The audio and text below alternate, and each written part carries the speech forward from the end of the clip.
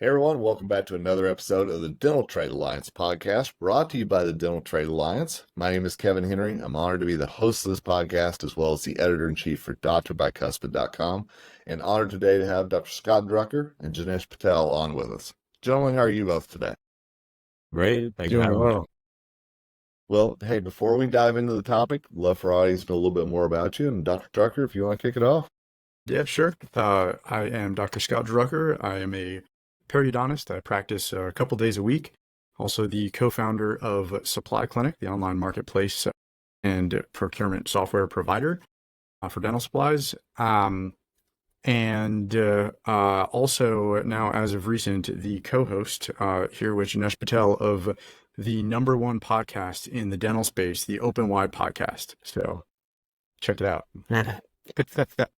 We're trying to catch up to it, I tell you, so that's awesome. Yeah, you're hot on our heels for #2. We're trying. I know. Yeah, Jinesh? Well, as Scott mentioned, I'm one of the other co-hosts of the Open Wide podcast, an amazing podcast, and also the co-founder and CEO of Uptime Health, where we just help people manage their equipment and technology and compliance inside their dental offices. Thrilled to have you both on, I should say, today. And I know you both have the proverbial finger on the pulse of what's happening in the dental industry, the trends that we need to know as we're ending up 2024, and so many are looking ahead to 2025. Jinesh, I'll start with you. What are some things that you're really looking for as trends in the dental industry that are going to be very interesting to watch the rest of this year?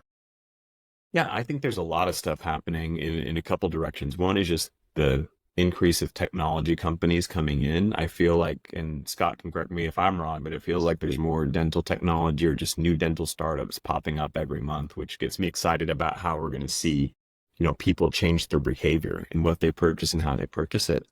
I think the other one is, I think there's now, there's been some announcements on just some of these bigger distributors talking about how they're changing their own platforms, how they're changing how they're managing their own structures and who they're doing business with.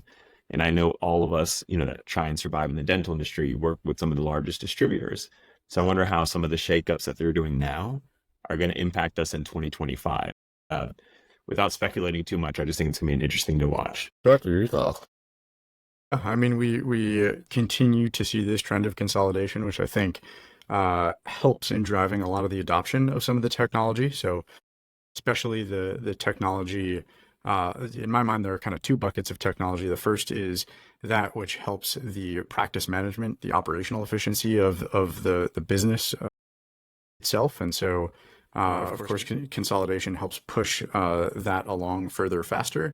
And then, of course, you see adoption of all of that technology down to the individual private practice level. And then evolution of technology is, as Jinesh alluded to, in the we'll call it care delivery space as well. So I feel like I see new technologies, new startups all the time in the space. I mean, now they're even meetings and conferences like the Forsyth conference in Boston every year that kind of highlight this sort of thing. And yeah, that's really exciting, from different modalities of treatment delivery to robotics in the space to et cetera. I mean, it's Actually, things are you just evolving quickly.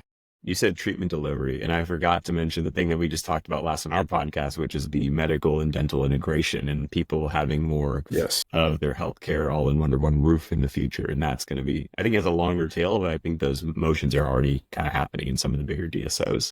Yeah, and yeah, absolutely. We see Pacific's already sort of trailblazing that, and so some of the other smaller players are making moves as well. It's a very, very tiny minority right now, but I see it as the groundwork being laid for it. And I'm just going to put in a quick plug. You mentioned the medical dental integration. We just talked about that on the previous Dental Trade Alliance podcast, so just encouraging our listeners to go back to listen to that. Dr. Drucker, I've got to ask you a question, because obviously you have that dental background as a periodontist. My question is, what are some of the hurdles that the industry needs to work with dentists to make sure that they're actually aware of the technology and more open to implementing it in their practice and changing their ways, possibly? That's such an interesting question. So Jinesh and I actually talked about this on a prior episode of the Open Wide podcast. We talked about kind of incentive structure for the introduction of these new softwares and technologies into dental offices. And like at the very, very ground level, it's often the sales representative of the large distributors and manufacturers that are tasked with their partnerships between these technology companies and large distributors. And of course, the technology company themselves has an education layer and, puts together materials to try to educate we'll call it the whole dental landscape. But it's often at the ground level in the hands of the individual field rep to introduce the product, do a demo of the product, and try to convert or we'll say spur adoption of the technology. And the incentive structure for compensation for that rep may or may not, the juice may or may not be worth the squeeze. So they have this toolkit of 100,000 products, consumable products, plus, whatever it is, thousands of SKUs of capital equipment, plus now many technologies in their tool belt. And what is the individual rep going to get out of making that first learning, the huge learning curve for hopefully not, it's not too bad, but the learning curve, and then, spending their time to introduce that product, what are they going to see from it at the end of the day if they do make that conversion? And so that's, to me, in my mind, maybe a super crucial piece and some food for thought for folks in DTA, whatever, distributors that are DTA members that play a role.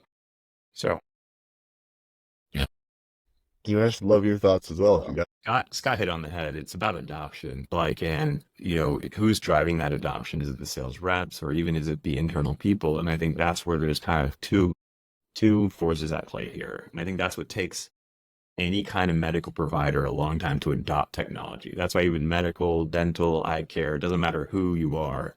There's just a long history of always behind the curve when it comes to technology adoption. And so one of the things that I attribute it to is even just how people get educated in the space. When you go through dental school, you go through medical school, whatever it is, you're going through school and they're teaching you how to do things. And you go through that process, for 4 years, 5 years, 6 years, when you get your residency and any kind of more specializations. And you're learning it the old way. You're learning it from the way that it was 6 years ago. So by the time you get out, you're kind of 6 years behind in something that you perfected over 6, 7 years, whatever it might be. And so it's hard for you to immediately go into the marketplace and say, I want to do it differently now. And so there's initial lag that's just built into a learning curve. The other one that I see is, as Scott mentioned, adoption is such a big problem. And there's so much turnover in a lot of these markets, right? You have new front office people, new office managers, new dentists, whatever it might be. There's so much turnover that to really adopt technology, there is that early phase of maybe 3 to 6 months before it becomes ingrained in your culture. But if everyone, including your leadership, is turning over in between, nobody has that sense of ownership. Nobody takes it to the finish line, or if they do, it's very rare. And that's kind of what creates another lag effect. So there's compounding issues in my mind that we need to solve. Is my key contact going to make it through the sales cycle? Right. Will be at the organization. How many times has that happened to you, Scott, where you're at the signature line for somebody to adopt it, and then, so-and-so is no longer with the company, and then somebody else comes in and wants to learn from the beginning, or they want to do it differently. We're going to be moving in a different direction. Right. This is now a project for 2026. Yeah, or somebody doesn't want to put their their first big initiative saying that was the old guy's initiative or old. Right. Exactly. They want to feel different, and they just want to change for the sake of changing it at sometimes. And we talk so much about the staffing shortage on the dental practice side of things and the turnover. And I think you're right. I don't think we look enough at there's turnover on the dental industry side of things as well. And there's continual training that needs to be done with the reps and everything else to make sure that they actually can connect with those customers. Well, one thing Scott said, I don't think it should be undervalued, is that pulling what tool out of your tool bag, right, Scott? Where it's just one of the things, if you go through a distributor, is with all the things that they can provide a practice, they don't want to pull the thing out of their tool bag they know the least about, or they have all these questions that might come to them, or they might not feel like the expert. They always want to be the expert consultant at the front line. And sometimes with all technologies, it's harder to become that. And so you hesitate to pull it out of your tool bag.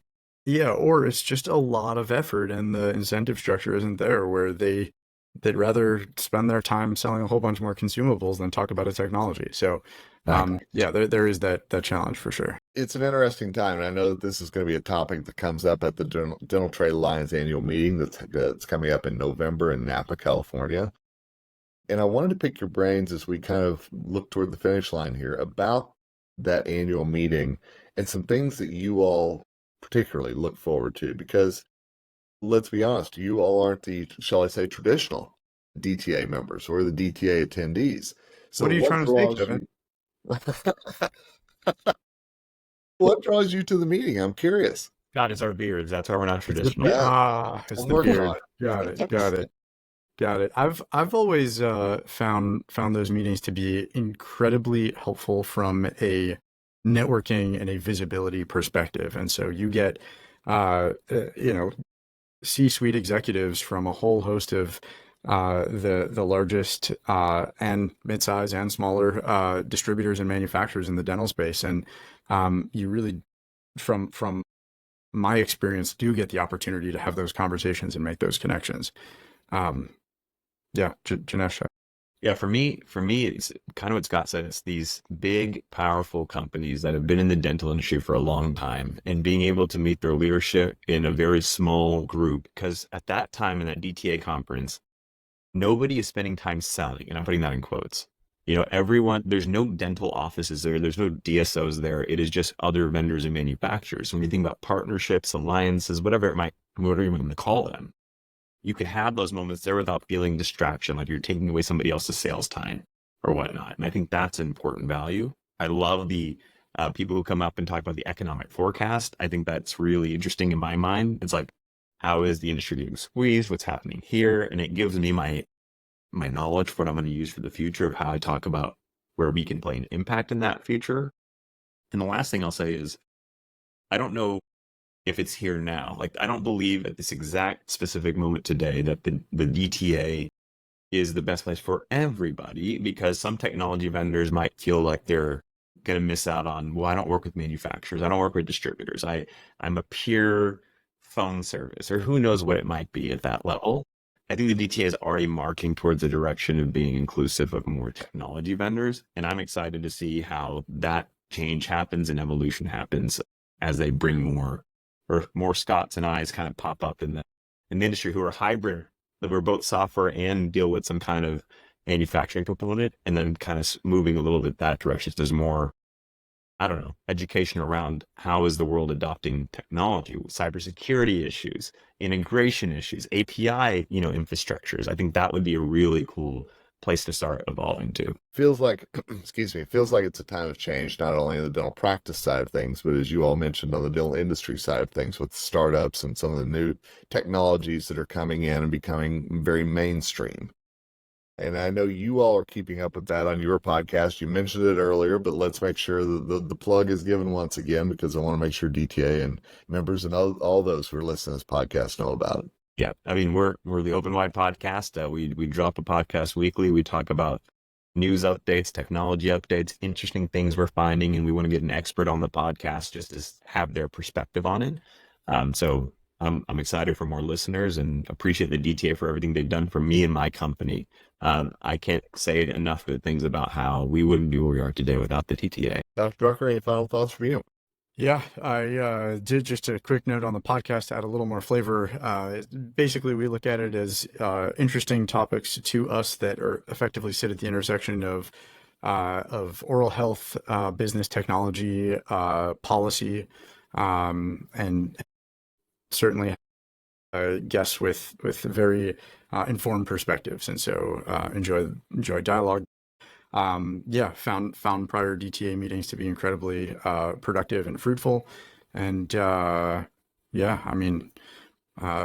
debating whether or not I should throw this in. One other interesting trend moving into 2025 is going super viral on TikTok, is the retro dental trend of all these Gen Z dentists choosing to use putty impression instead of taking digital scans, and using paper charts instead of electronic health records, and processing X-ray films in dark rooms, because it's like I'm totally kidding.